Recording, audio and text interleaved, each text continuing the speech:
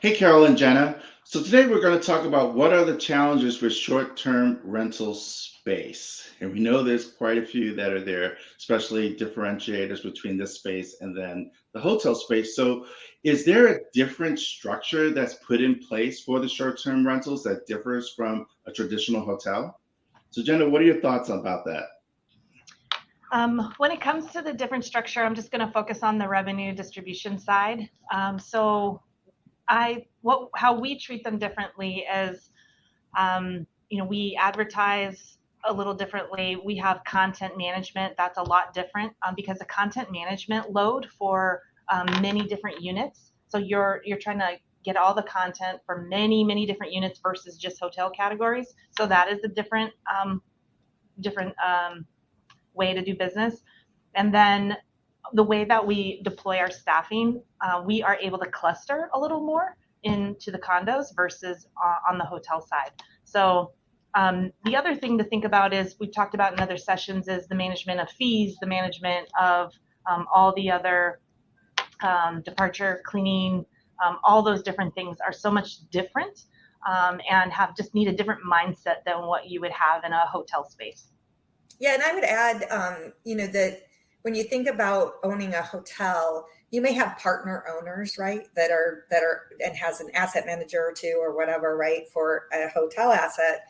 But when you're dealing in vacation rental, you might have 1,000 different owners that you're trying to satisfy and get content to and data to and manage relationships with. So, owners portals and owner management becomes a whole different ballgame in VR than it does in a hotel world. Yeah, and I would add probably the profitability is different, Mhm. especially, from a metric Absolutely. perspective, you want profitability by length of stay, which is probably something very important because again, Jenna, you mentioned those fees that are associated, cleaning Yeah, fees that are there. You may not have someone cleaning that room every day. Maybe it's right, every 4 days, which changes the profitability of that. right.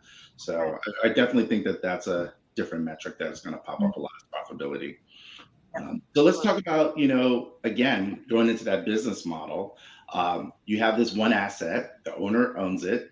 You talked about that a little bit, Carol, as well, as far as asset management and partners that come in. But what are the different types of business models that are there within the short term rental that actually comprise of this that is different than the hotel side? Yeah, well, you have, in the vacation rental side, you tend to have individual units that need to be marketed, sold, content managed, as Jenna mentioned. I mean, the revenue and distribution of it becomes much more complex. And the systems and tech that supports it, they're different in vacation rental than hotel. And having a system that can do both becomes challenging when you're searching for that because there are a very limited number of systems that can actually sell at the category level and sell at the individual unit level. And the business models are different, as you said, profitability. And when it deals with when you have ownership, you're dealing in a revenue share with them. So where a company or an owner makes their money versus where a management company makes their money, and what that looks like for a hotel versus a vacation rental is very different, and a very different profitability model, very different cost model to support it. And so, I think understanding those differences and how you can be as efficient as possible in both spaces, obviously, but especially in the vacation rental space, so that you do have a profitable business model. Jenna, I'm sure you have a lot to add to that. One thing I wanted to add is the service model as well, because in a typical hotel, you have a desk, you have people servicing that particular building. In short-term rentals, even though you are sharing a bit of that revenue, rightly so, with the owner, the servicing is different because you don't need to have 24/7 front desk. There's technology to help you, answer questions 24/7 for guests. So I'm having just come back from vacation and staying in a mix of short-term rentals and hotel. It's, I rarely saw somebody to check me in, and had a great stay and had beautiful, wonderful relationships with my hosts. So, it's just a different mindset that you can still give guests a great guest experience and not see them physically.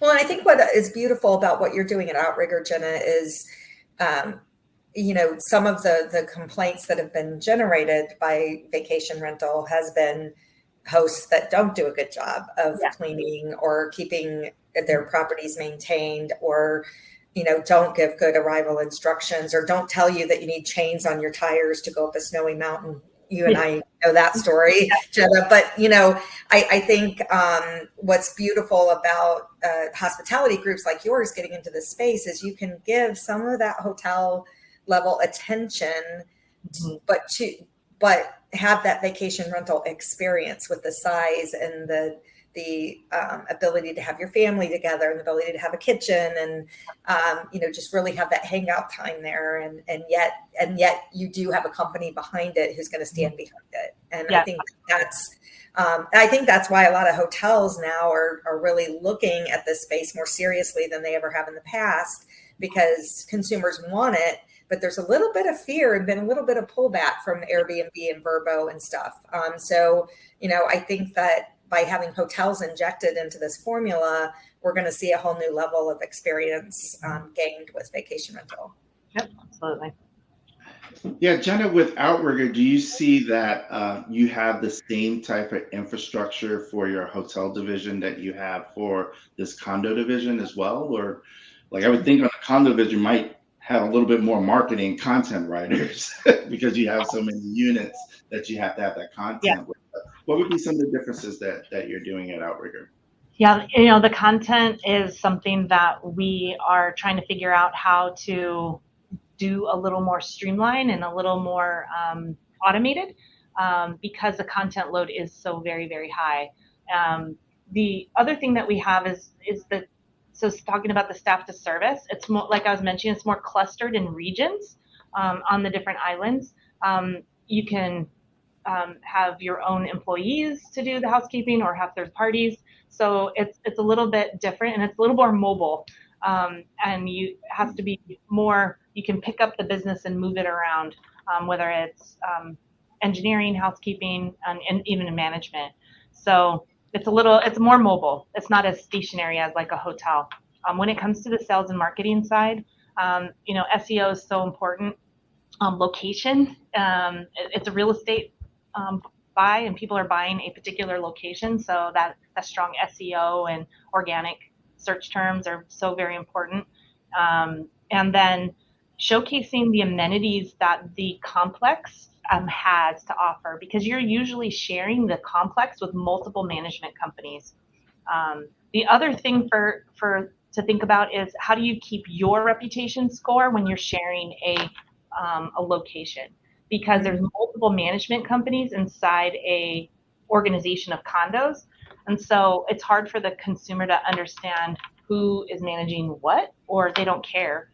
But you need to make sure that your name is out there with your reputation score, because in the end of the day, consumers are making these decisions based upon the reputation scores, either on TripAdvisor or the short-term rental sites, or even OTAs or your own website. So a ton of content management.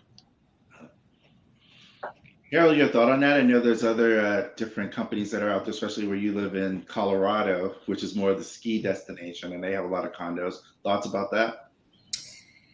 Well, again, it's just finding the right tech stack to support you and what your goals are, and having people who own and manage individual units versus partnering with companies that can manage multiple units at a time versus having hotel inventory.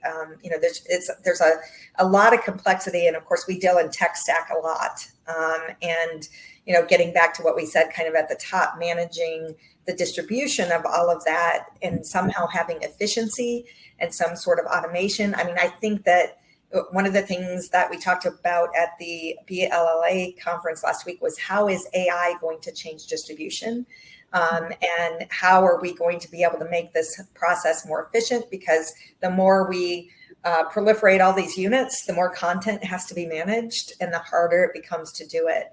And so I just think there's a lot of opportunity in this space to develop tools that can both enhance the guest experience and the employee experience and make it more profitable in the end for the owners on both sides, whether it's the hotel and management company or the individual owners. Well, Caryl and Jenna, thank you so much for this part of the series.